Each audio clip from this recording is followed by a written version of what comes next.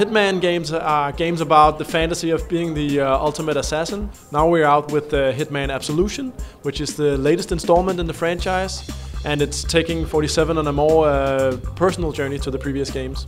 Blood Money was the last Hitman game, and it's been 6 years since that. Strategizing, knowing your environment, and then executing on it. If something goes south, you can still figure a way to still do the hit and maybe even go unnoticed after changing the skies or something. Well, the basic premise of the story is that 47's first hit in the game is on his old handler, Diana, which means that for the rest of the game he's actually on his own. He needs to figure out what's going on, which means he's much more improvised than he was in the previous games. And that's also something we wanted to emphasize in gameplay. Everything from a brick to a toilet plunger is a weapon in the hands of 47. But beyond that, we also expanded 47's arsenal a little bit.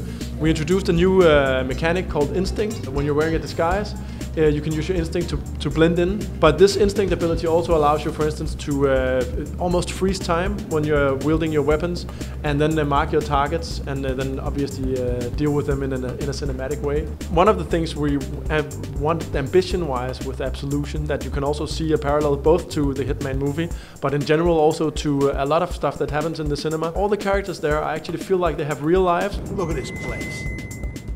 You read? No. Can't say I do. Good. Waste your time. Books are the root of all evil.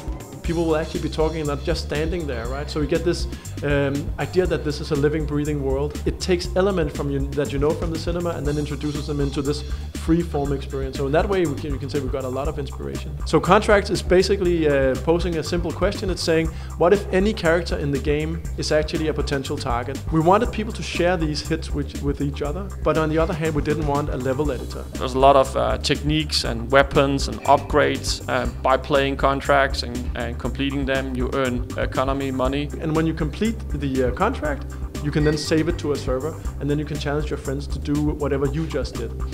And the beautiful part of it is that when you play to create, you actually get feedback. So if you just want to do something silly like, dress up as a chipmunk with a shotgun, you can do that and just share that with your friends, basically. Depending on whether you want it, you can also say that, he needs to die with a brick to the face, and you need to be dressed as a janitor, for instance.